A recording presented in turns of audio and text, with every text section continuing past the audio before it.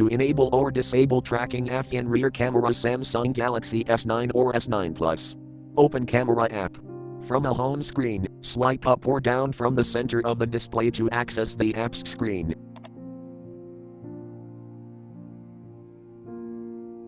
Tap Camera.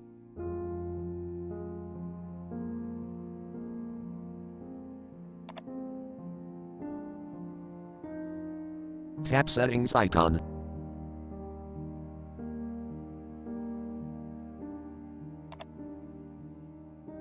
On rear camera, tap Tracking AF switch until blue to enable, or tap until gray to disable.